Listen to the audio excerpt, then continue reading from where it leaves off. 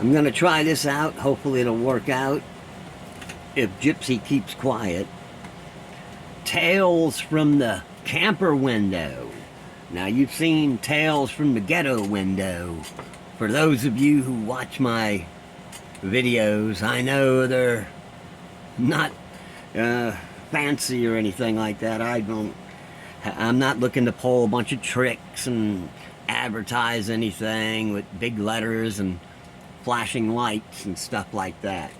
No, I'm just a guy, real life superhero, master legend, telling you some stories with my dog always barking. Now quit it, Gypsy. I'm trying to tell friends, super friends out there, a story. And oh, yeah, come on now. So, anyway, I told you the story of how it was in New Jersey. And I plan to tell you some other places I've been to. I've been to a lot of places. Master Legend's been around and can tell you stories about all these places. And for those of you who like to hear my stories, I figure I might as well tell them because, you know, when I'm dead and gone, I won't be here to tell them anymore. But thanks to YouTube and other ways of recording things, saving things, people can hear my stories someday when they really want to.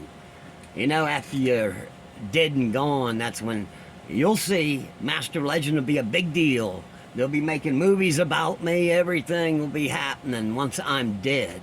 And wait till I tell you the story of Hollywood. But for this story, I'm gonna tell you the story of how I went to Georgia, where the Peanut Head lives. Yep. The story gets crazy, believe me. So, I left Florida. Things were rough. I was working out there. I had a pretty good job going, working in a hospital. And, oh, that was a blessing in the blistering heat out there in Florida. And I was having a decent job installing electrical devices and putting up these special cabinets in the hospital. And there was plenty of work to do in the air condition. And I was getting paid good money. I was finally getting ahead of the game. I'd finally worked my way with this one company that I started doing good. It was like, finally, and it's the story of my life. Everything gets swept away. The coronavirus come along, and they had us all wearing masks, which I didn't mind. You know, to some people this seems like chicken feed, but for me it was good money. I was making 21 bucks an hour. And that was good for me out there in Florida.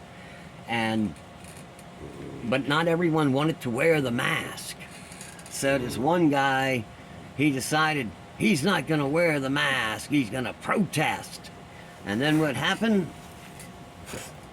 Well, they kicked us all off the job because he wound up catching that coronavirus, because they used to test us every single day. They'd test our temperature. And sure enough, the guy who didn't want to wear the mask caught it, and they ran the whole crew off, and we lost our job, and there was nothing else, and there was still rent to pay and all that, and coronavirus was shutting down everything, and I didn't know what to do. I was about to get out in the streets, kicked out in the streets again. Master Legend's life's always been an edge away from being out on the streets, and I've been in the streets. That's how come I can understand things that a lot of people don't. But those of you out there who do understand, you know what I'm talking about. Had to get myself a drink of water there. That's right, just plain water. And to the story, I had a few things. I was living in this place, and it wasn't a good place, and the people were low down, mean, drug addict kind of trailer park I was in, really. And I figured, well, I'd take my brother up. You know, the people offer me things, and I tell you, evil plan sometimes behind it. So I go ahead and figure I'll go move over there with my brother. He's got property and all that, and he tells me all these great things about the place. So, to make the story short, a friend, a super friend, helps me out and comes to my rescue in Florida and helps me haul all my stuff. And I mean, it was a big U-Haul packed full, and I sold a lot of stuff, got rid of, gave it away, once again losing everything. And then I get up to Georgia. It was a rough ride too, in the mountains. But my friend that helped me out, he rode through it all. And it was treacherous, but he was a guy who really knew how to drive. Thank goodness for that.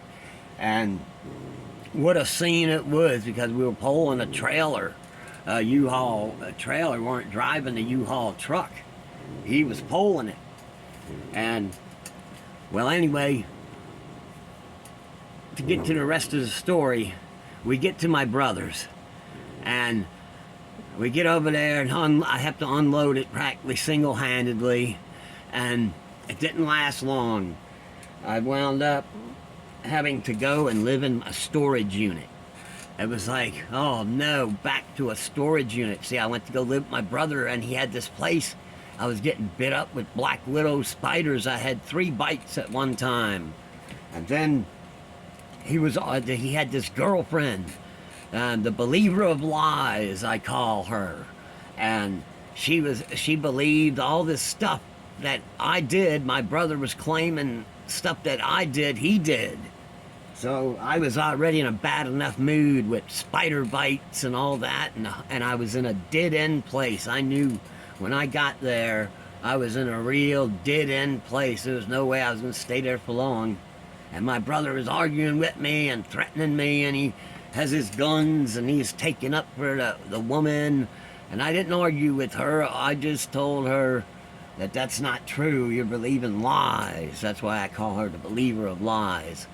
So I had to move all my stuff over to a storage unit that I got, and I stayed in the storage unit. And friends, out there, a lot of them giving up on me, and I don't blame you. It's been a rough road, but I always said to people who can help, if you have the money, if you can spare it, a drop in the bucket is a big deal to me. Dropping the bucket to you is a big deal to me, and it went to a worthy cause. Because you'll hear when these stories come to their modern touch, and so I go there, and I wind up having to live in a storage unit again. And then some friends helped me out after I sold just about everything I had, and I sold it. And I caught a train up to New Jersey. And then the New Jersey story. But there I had to leave.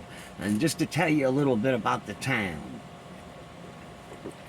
It was one of those one-road towns. And everything else leads into the mountains. You got one road that has everything on it. All the stores, McDonald's, gas stations, grocery store. Everything, all on one road. It was a one-road town. Not a place you could ever really make it. No dreams could ever be accomplished in a town like that. And not for Master Legend. The Peanut had made it worse. And I found out he had spread rumors about me all through the town. And wherever I went, oh, you're his brother. And I was this bad guy they hated. I knew I didn't stand a chance in that town. I couldn't get a job anywhere. So I had no choice but to catch the train to New Jersey. But there you go. I wanted to fit in how I left Florida and went to Georgia to the Peanut Head, and how he done me wrong, and then he got to have all the last of my stuff that I had in the storage unit. I figured he might as well take it, what I can't take with me. And sure enough, later on he came to visit me out here in Arkansas and never even gave me back all my stuff.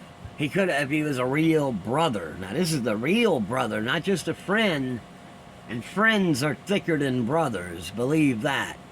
And they're supposed to be anyway. And there he didn't even give me my stuff back. But anyway, now you know that story. And there's plenty more stories to come for those who want to listen to them. Huh, you'll probably listen to them down the road. I have a feeling a lot of people will. Okay, thanks a lot, Super Friends, for listening to my stories from the camper window. Master Legend Stories.